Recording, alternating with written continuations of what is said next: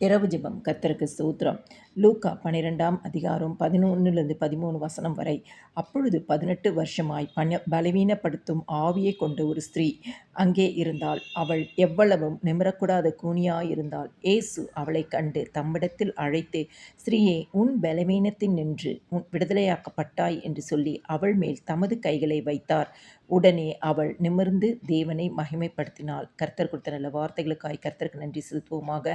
எங்களை நேசிக்கிற நல்ல இயேசுவே, இந்த நாள் முழுவதும் நீர் எங்களுக்கு பாராட்டின எல்லா நன்மை, கிருபை, இரக்கம், தயவு, ஆசீர்வாதம், காரியங்களுக்காக உமக்கு நாங்கள் நன்றி செலுத்துகிறோம் அப்பா.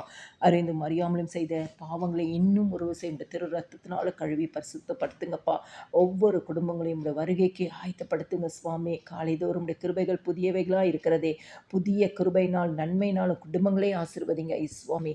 கிறிஸ்துக்குள் பிரியமானவர்களே, 18 வருஷம் பலவீனப்படுத்தும் ஆவியை கொண்டு அங்கலாய்க்கப்பட்ட ஒரு ஸ்திரீ இயேசுவினிடத்தில் வருகிறாள்.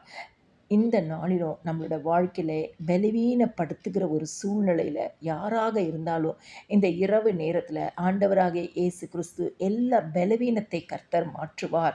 அவள் எவ்வளவும் நிமிரக்கூடாத கூனியாய் இருந்தாலாம். அந்த ஸ்திரீ ஒரு வெட்கம் அடைந்த ஒரு சூழ்நிலை, அவமானம் அடைந்த சூழ்நிலை, பூமியை மட்டுமே பார்த்து கொண்டு இருக்கிற சூழ்நிலை, அவளை நிமிர்ந்து பார்க்க முடியாத ஒரு நிந்தனையின் சூழ்நிலைக்குள்ளாய் அவள் காணப்படுகிறாள்.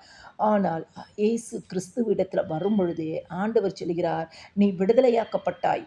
ஆண்டவர் அப்படிப்பட்ட எல்லா சூழ்நிலைந்தும் கர்த்தர் விடுதலை ஆக்குகிறார். அவளுடைய வெட்கத்திலிருந்து விடுதலை, அவளுடைய அவமானத்திலிருந்து விடுதலை, அவளுடைய நிந்தையிலிருந்து விடுதலை, பூமியை மட்டுமே கீழே மட்டுமே பார்த்து கொண்டிருந்த அந்த சூழ்நிலைந்து ஒரு விடுதலை அவளுக்கு கிடைக்குது. மூன்றாவது ஆண்டவர் சொல்கிறார், உன் பலவீனத்தில் நின்று விடுதலையாக்கப்பட்டார். தம்முடைய வார்த்தையை அங்கே அனுப்புகிறார். வார்த்தையை அனுப்பும் பொழுதே அந்த ஸ்திரீ அங்கே குணமாக்கப்படுகிறார். நாலாவதாக ஆண்டவர் சொல்கிறார், அவள் மேல் தன் கைகளை வைத்தார். ஆண்டவர் அவள் மேல் கைகளை வைத்தோன்னு உடனே அவள் நிமிர்ந்து தேவனை மகிமைப்படுத்தினாள். 18 வருஷமாக குனிந்திருந்த ஒரு ஸ்திரீ, பூமியை மட்டுமே பார்த்திருந்த ஸ்திரீ, யாரையும் நிமிர்ந்து பார்க்க முடியாத ஒரு ஸ்திரீ, வேதனையை அனுபவித்த ஒரு ஸ்திரீ, பலவீனப்பட்ட ஆவினால் கட்டப்பட்ட ஒரு ஸ்திரீ, பலவீனத்தின் கட்டுக்குள்ளாய் இருந்த ஒரு ஸ்திரீ, ஆண்டவராகிய இயேசு கிறிஸ்து தம்மிடத்தில் அழைக்கும் பொழுது இயேசுவிடத்தில் வந்த அவளுக்கு பலவீனத்தில் நீங்கி விடுதலையாக்கப்பட்டாள். அவள் இயேசுக்கிட்ட வந்ததுனால அவளுடைய வாழ்க்கையில அவள் குனியே இந்த நிலைமை மாறி நிமிர்ந்து நடக்க பண்ணினார். அவள் இயேசுவிடத்தில் வந்தது நிமித்தமாய் தேவனை மகிமைப்படுத்தும்படியான அற்புத சுகத்தை பெற்றுக்கொண்டாள். இன்னைக்கு உங்களோட வாழ்க்கையிலையோ எப்படிப்பட்ட சூழ்நிலை இருந்தாலும், கட்டப்பட்ட நிலைமைகள் கட்டவிழ்க்கப்படும். ஆண்டவர் இன்னைக்கு எல்லாவற்றையும் மாற்றுவார். ஆண்டவராகிய இயேசு கிறிஸ்து உங்களுக்கு இந்த வார்த்தையை அனுப்புகிறார். இன்னைக்கு உங்க பலவீனத்திலிருந்து உங்களுக்கு ஒரு விடுதலை உண்டாகும். எல்லா துதியும் கனமும் மகிமையும் ஸ்தோத்திரமும் என் ஆண்டவராகிய இயேசு கிறிஸ்து ஒருவருக்கே செலுத்துகிறேன்.